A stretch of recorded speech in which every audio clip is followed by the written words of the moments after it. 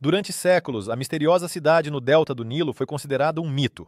Ela era chamada de Tonis ou Herakleion. Heródoto e outros autores da antiguidade a mencionaram. Mas ninguém sabia onde ela ficava. Os estudiosos discutiam se era um lugar real ou apenas uma invenção. Tudo mudou no início dos anos 2000, quando uma equipe de arqueólogos liderada por Frank Goddio começou a explorar as águas costeiras do Egito. No início, encontraram fragmentos isolados, pedaços de colunas, estátuas, partes de edifícios. Mas quanto mais aprofundavam as escavações, mais evidente tudo se tornava. Eles se depararam com algo maior do que simples ruínas. Era uma verdadeira metrópole submersa. Lajes de pedra, ruas, fundações, destroços de templos, restos de canais e cais. Tudo indicava que debaixo d'água havia uma grande cidade bem organizada. A análise por radiocarbono permitiu datar os achados do século VI a.C. Isso confirmava que Herakleion realmente existiu e foi um porto-chave do Egito. Seu alagamento aconteceu de forma repentina e as causas ainda são discutidas. A descoberta foi uma sensação. Os arqueólogos utilizaram sonares, câmeras subaquáticas e varredura a laser. Com base nos dados obtidos, foi criado um modelo digital da cidade. Foi possível reconstruir ruas, templos e docas. As pesquisas mostraram que Herakleion não era apenas um porto, mas também um centro religioso e político. O seu desaparecimento é uma das catástrofes mais enigmáticas da antiguidade. Um longo caminho para desvendar os mistérios. A história da descoberta da cidade submersa não foi instantânea. Os arqueólogos não simplesmente mergulharam e encontraram ruínas antigas. Esse processo levou décadas. Tudo começou com os textos. Heródoto, Estrabão e outros autores antigos mencionaram um grande porto egípcio que desapareceu sem deixar vestígios. Essas descrições eram consideradas lendas, mas alguns estudiosos acreditavam que havia um passado real por trás delas. As buscas começaram. Os historiadores compararam fontes antigas. Geólogos analisaram as mudanças na linha costeira. Cartógrafos compararam mapas antigos. A equipe de Frank Goddio uniu os esforços de cientistas de diferentes países. Foram envolvidos geofísicos subaquáticos, especialistas em textos antigos, historiadores da arquitetura. Foram utilizados arquivos, imagens de satélite, fotografias aéreas, magnetometria, sonar de varredura do fundo e perfilagem subfundo. A área de busca é a região aquática da Baía de Abukir, onde outrora passavam as rotas comerciais mais importantes. As primeiras descobertas foram modestas. Fragmentos de colunas, pedaços de cerâmica, partes de paredes. Sua origem e a profundidade em que foram encontrados indicavam algo maior. Cada elemento encontrado tornava-se parte de um quebra-cabeça. Os artefatos eram cuidadosamente documentados, fotografados e comparados com análogos. Foi um processo meticuloso que exigia precisão, paciência e disciplina científica. Os arqueólogos entenderam que não estavam apenas procurando artefatos, mas reconstruindo uma cidade desaparecida. Esses anos de pesquisa tornaram-se a base da maior descoberta subaquática do século XXI. A vida subaquática da cidade de Herakleion. Após a confirmação da existência da cidade submersa, começou a fase de estudo de sua estrutura. Descobriu-se que não se tratava apenas de ruínas, mas de uma verdadeira metrópole com infraestrutura desenvolvida. Ruas, templos, docas, mercados, tudo estava em seu devido lugar. Os arqueólogos encontraram restos de construções sagradas, incluindo o principal templo de Amon de Herakleion, onde eram realizadas cerimônias religiosas. Também foram encontrados elementos do templo de Khonsu, estátuas de deuses e inscrições que confirmam o papel da religião na vida da cidade. Herakleion era não apenas um centro espiritual, mas também econômico. Aqui era feita a inspeção dos navios estrangeiros que se dirigiam ao Egito. No porto havia armazéns onde eram guardados mercadorias, vinho, grãos, óleo e incensos. As ruas da cidade eram conectadas por canais, pelos quais circulavam barcos. Isso fazia da cidade a Veneza egípcia de sua época. Arqueólogos encontraram centenas de vasos, âncoras e elementos de equipamentos navais confirmando o intenso comércio marítimo. É surpreendente como os elementos do planejamento urbano se conservaram tão bem. Em alguns lugares foi possível reconstruir os contornos dos bairros e até mesmo de edifícios individuais. Tudo isso permitiu aos cientistas imaginar o cotidiano dos habitantes, como eles trabalhavam, rezavam e comerciavam. Herakleion era um organismo vivo, no qual a cultura egípcia se entrelaçava com influências gregas. Aqui se manifestava a mistura de civilizações que deixou marcas na arquitetura, cultura e política da região. Tesouros encontrados nas profundezas do mar. Um dos aspectos mais impressionantes da descoberta desta cidade foram os artefatos encontrados sob a espessa camada de lodo. Os arqueólogos descobriram estátuas de granito com até 16 pés de altura, representando faraós e deuses. Esses monumentos outrora ficavam na entrada dos templos e eram símbolos de poder. Apesar dos séculos passados debaixo d'água, muitos deles se preservaram surpreendentemente bem graças à espessa camada de lodo que conservou os objetos contra a destruição. Algumas estátuas foram retiradas em estado quase perfeito. Além dos monumentos, foram encontrados centenas de pequenos artefatos. Entre eles, joias de ouro, moedas, amuletos ritualísticos, vasos de cerâmica e lâmpadas. Chamaram a atenção especial cestos com frutos secos datados do século IV a.C. Elas eram guardadas em ambientes rituais e provavelmente utilizadas em cerimônias religiosas. Câmeras subaquáticas registraram como, camada por camada, o lodo dava lugar à história. Espelhos de bronze, tábuas de pedra, fragmentos de utensílios do templo. Essas descobertas permitiram formar uma imagem precisa da vida na cidade antiga. Aqui adoravam deuses, faziam comércio e recebiam navios de diferentes países. Inscrições multilingües comprovam a existência de conexões internacionais. Cada detalhe retirado do fundo traz à vida uma era passada. Graças a essas descobertas, Heracleion tornou-se não apenas uma sensação arqueológica, mas também a chave para compreender o papel do Egito no mundo mediterrâneo. O navio fantasma é o carro-chefe da arqueologia subaquática. Entre os achados feitos no território da cidade submersa, especial atenção foi dada a um antigo navio, naufragado entre as ruínas. Ele recebeu o nome provisório de Navio 17 e tornou-se a primeira embarcação do período helenístico tão bem preservada já encontrada na história do Egito. O navio tinha cerca de 28 pés de comprimento e sua construção surpreendeu os pesquisadores. Ela combinava elementos tradicionais egípcios e gregos. O fundo plano, característico para a navegação em águas rasas, e a pesquisa mostrou que o navio acabou sendo enterrado sob os escombros das construções do templo, que desabaram em consequência de uma catástrofe. Isso explica por que o casco foi preservado melhor do que normalmente acontece com achados marítimos. Os blocos de construção literalmente pressionaram a embarcação contra o fundo, protegendo-a das correntes e da destruição.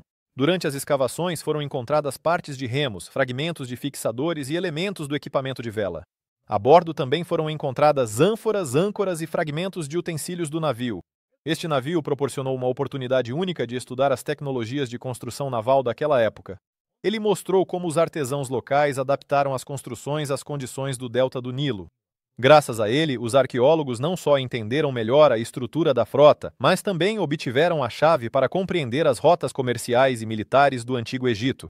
A embarcação tornou-se um símbolo da tragédia da cidade submersa e um dos mais impressionantes artefatos da história da arqueologia subaquática. Como a cidade afundou? O desaparecimento da cidade de Heracleion não foi resultado de guerra ou incêndio. Os habitantes não abandonaram a cidade, ela não pegou fogo e não foi destruída por exércitos inimigos. Ela literalmente afundou. E a explicação desse fenômeno revelou-se tão surpreendente quanto as próprias descobertas. Arqueólogos, geofísicos e geólogos concluíram que a causa foi uma combinação de fatores naturais. O principal deles é o fenômeno da liquefação, um processo em que a água no solo torna o terreno instável, e ele começa a se comportar como um líquido. A isso se somaram os terremotos que sacudiam regularmente o delta do Nilo e a elevação do nível do mar causada pelas mudanças climáticas.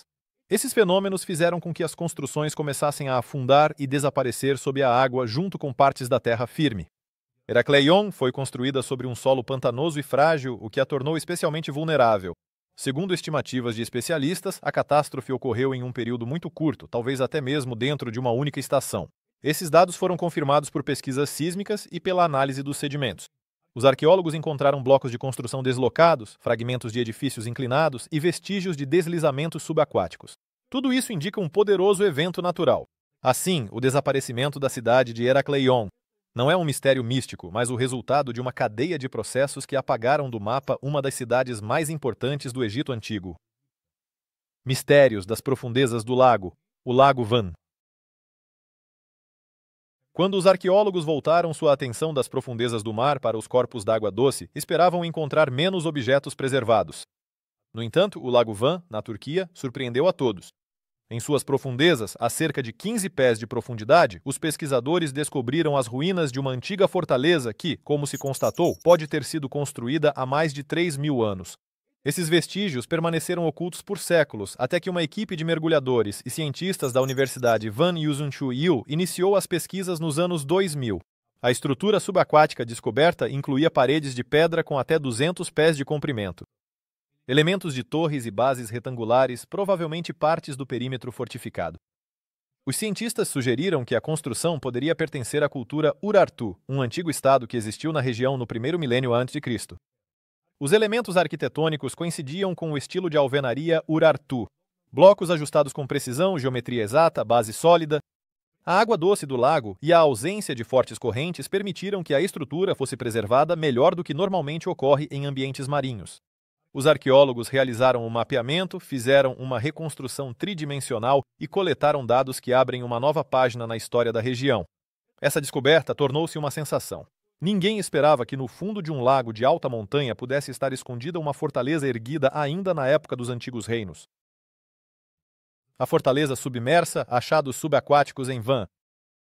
A descoberta da antiga construção no fundo do Lago Van tornou-se um dos eventos mais marcantes da arqueologia subaquática da Turquia.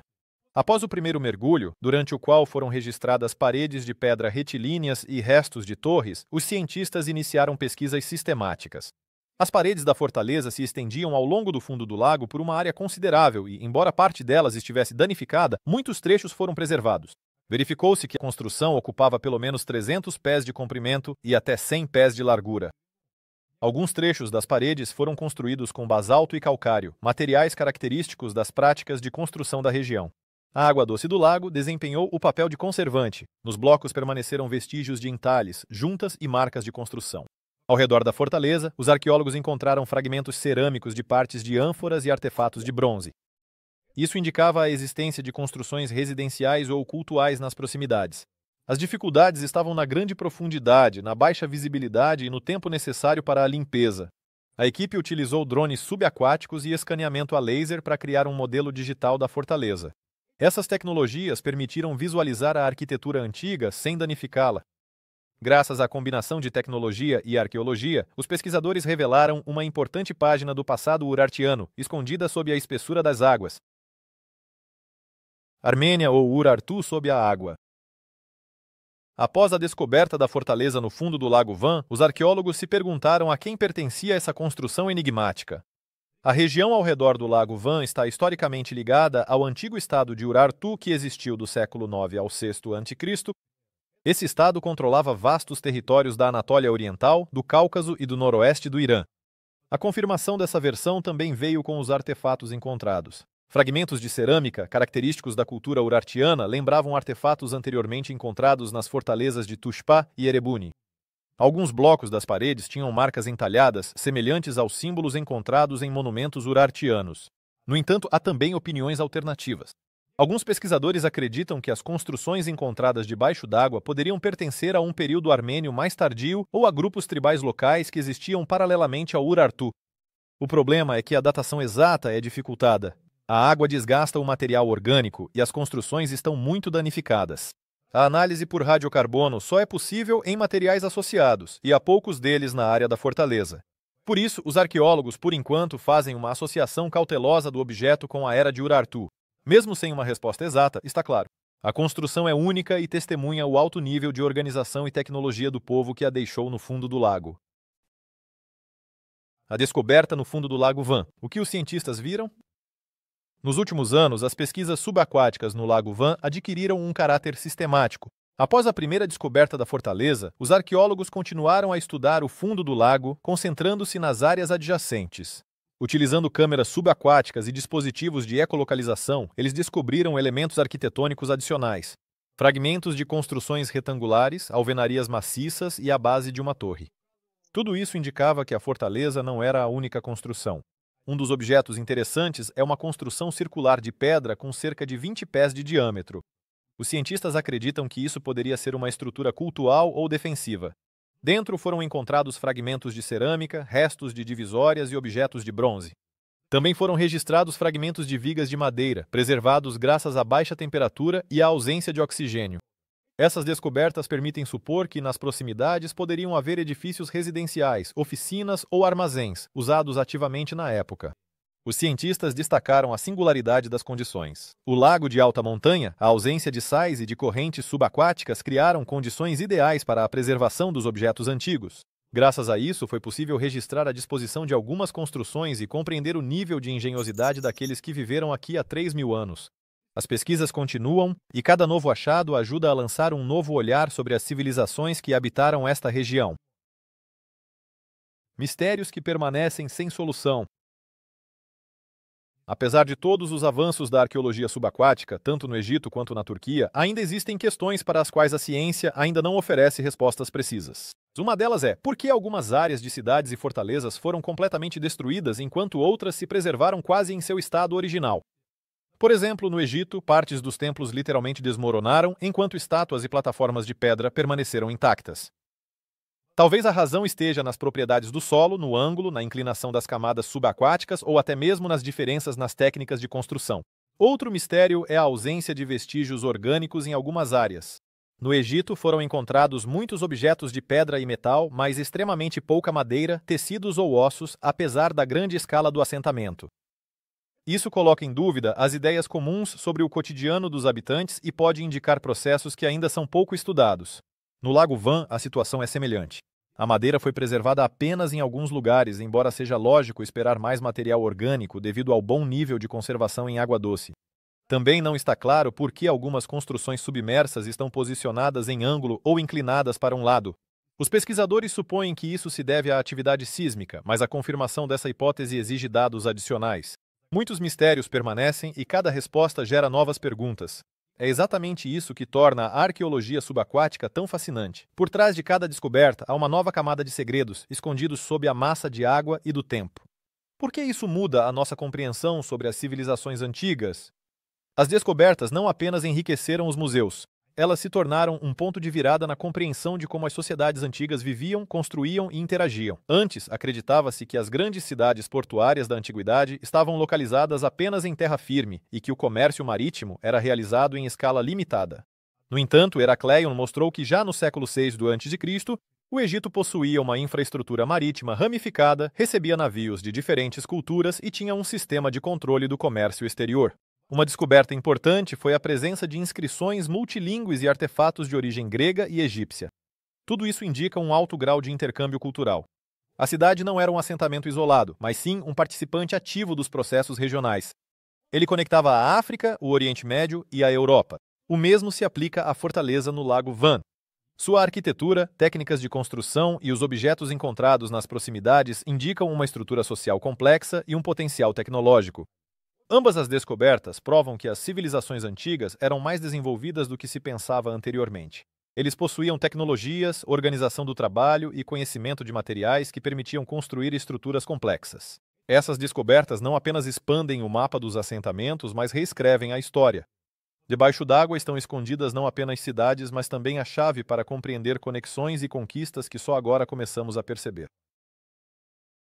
A revelação do principal mistério e conclusões finais. Pode uma cidade inteira desaparecer sem deixar vestígios e de repente voltar ao mapa do mundo? A história mostra que sim. Pode uma fortaleza antiga permanecer por séculos no fundo de um lago de água doce esperando por seu momento? A descoberta no Lago Van dá uma resposta afirmativa. Tudo o que se considerava ficção ou exagero acabou sendo realidade. Além disso, foi comprovado cientificamente por meio de anos de trabalho árduo e do uso das tecnologias mais modernas. Centenas de artefatos, edifícios, ruas, elementos de infraestrutura. Tudo isso nos fala sobre civilizações cujas capacidades subestimamos. Eles construíram cidades complexas, estabeleceram comércio, adoravam deuses e se comunicavam com seus vizinhos. E quando uma catástrofe, seja natural ou tecnológica, os apagava da superfície, a memória permanecia na água. Pesquisas subaquáticas comprovaram que para entender o passado é preciso olhar não só para o subsolo, mas também debaixo d'água.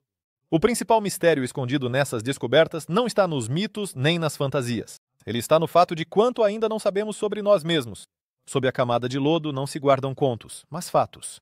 E cada um deles pode mudar a nossa compreensão do passado.